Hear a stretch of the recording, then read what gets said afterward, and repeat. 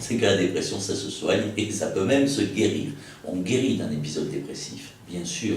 Alors, bien sûr, on a toujours dans la tête le risque évolutif, et les risques évolutifs, c'est pour ça qu'il faut traiter de manière très énergique et de manière la plus complète possible. Mais les risques évolutifs, ça veut dire que les gens sont dans une condition médicale au long cours, avec un risque de récurrence.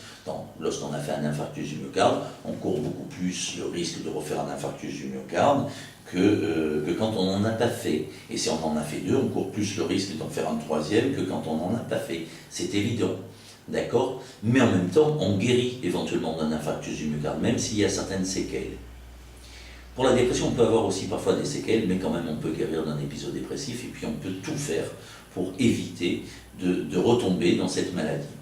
Pour cela, on a différents aspects. Premièrement, il faut savoir de quelle maladie il s'agit. Cette maladie, on sait qu'on a des corrélats neurobiologiques. Alors je ne vais pas rentrer sur des choses et des conceptions très très compliquées, mais grosso modo, le cerveau, très schématiquement, c'est un organe qui a quoi comme mission ? Ça gère les émotions, ça produit du raisonnement et ça dirige les comportements. Et bien évidemment, si on a des émotions de travers, des raisonnements de travers et des comportements de travers, je ne vaux rien, j'ai des émotions très tristes, très négatives, très dévalorisantes, je ne vaux rien, je n'arrive à rien, je ne pourrai rien faire et je reste prostré dans mon coin, c'est un dérèglement de cet organe. Tout simplement. Et d'ailleurs, on le voit au niveau du système limbique, avec un emballement du système au départ, du système limbique et du complexe amygdalo-hippocampique, avec un allumage, un emballement d'une zone du cortex préfrontal qui est une spécificité de l'être humain, qui est le cortex préfrontal ventromédian, qui essaye d'étendre et d'éteindre le complexe amygdalo-hippocampique, et puis au fur et à mesure, tous ces systèmes s'éteignent et s'effondrent complètement, se dépriment aussi de la même manière. Et d'ailleurs, les cellules nerveuses se ramougrissent, perdent leur connexion, passent de 10 000 connexions avec leurs voisines à uniquement 1000, perdent jusqu'à 10 fois leur taille, etc. C'est-à-dire que les cellules nerveuses font exactement comme les patients.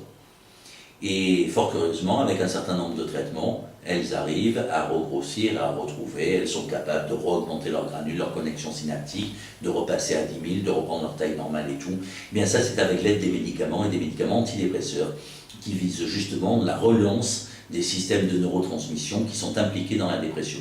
Alors essentiellement la sérotonine et la noradrénaline, mais également un petit peu la dopamine. Les médicaments antidépresseurs sont efficaces dans 2/3 des cas, prescrits en première intention. Alors, on a quelques rationnels pour choisir un petit peu certains médicaments, que ce soit sur les caractéristiques pharmacocinétiques ou pharmacodynamiques, mais grosso modo, un antidépresseur est efficace 2 fois sur 3. Lorsqu'il n'est pas efficace, on passe à un autre, on attend le délai d'action, mais on passe à un autre, et tôt ou tard, on aboutit quand même à un antidépresseur efficace, malgré tout. Mais il faut qu'il soit complètement efficace. Le problème d'un traitement antidépresseur, c'est que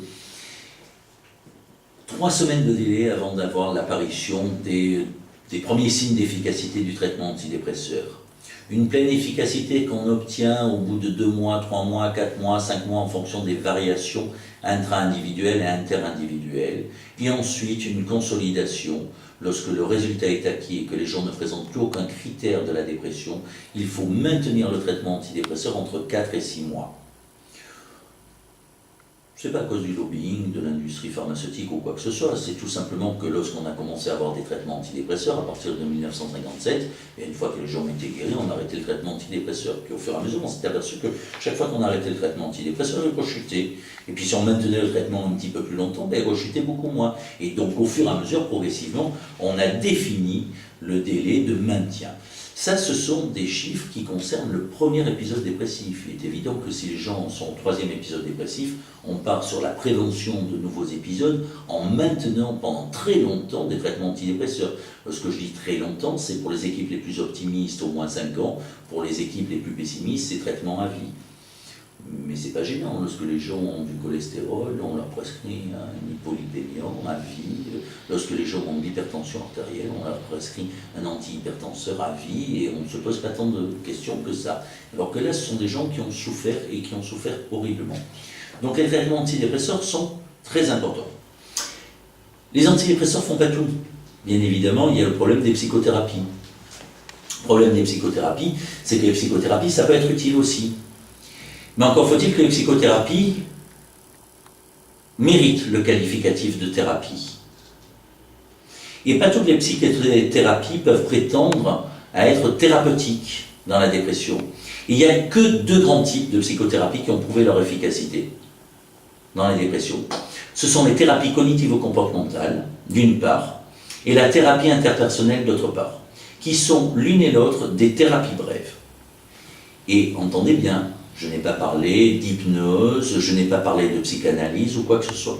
Thérapie cognitivo-comportementale et thérapie interpersonnelle, validées par la littérature internationale, sont des psychothérapies qui s'administrent entre 15 et 20 séances, qui sont assez bien codifiées et qui visent donc à améliorer la dépression. Alors, dans des dépressions d'intensité légère à modérée, les psychothérapies font aussi bien l'une que l'autre et que les traitements antidépresseurs. Dans les formes les plus sévères, les antidépresseurs sont supérieurs aux thérapies cognitivo-comportementales. Et le gold standard, selon l'Institut national de la recherche nord-américaine, le NIMH, mais donc ça a été publié dans JAMA, ça a été publié dans Archive General of Psychiatry, donc à la fin des années 90. Le gold standard, c'est donc psychothérapie plus antidépresseur, et lorsque la forme est sévère, c'est plutôt thérapie interpersonnelle plus antidépresseur, plutôt que TCC et antidépresseur. Voilà. De mon point de vue, de manière concrète, ce qu'il faut faire très probablement, malgré tout, de toute façon, c'est traitement antidépresseur plus psychothérapie dans toutes les dépressions. Je pense qu'on sous-traite les dépressions, on ne les prend pas suffisamment en considération et on ne les traite pas suffisamment énergiquement, suffisamment longtemps. Il faudrait pouvoir traiter les dépressions le plus complètement possible, le plus énergiquement possible, pour qu'il n'y ait vraiment plus aucun critère de dépression. Ce n'est qu'à ce prix-là qu'on pourra améliorer le pronostic et les conséquences de cette maladie dramatique pour l'individu, pour sa vie, mais aussi pour son entourage.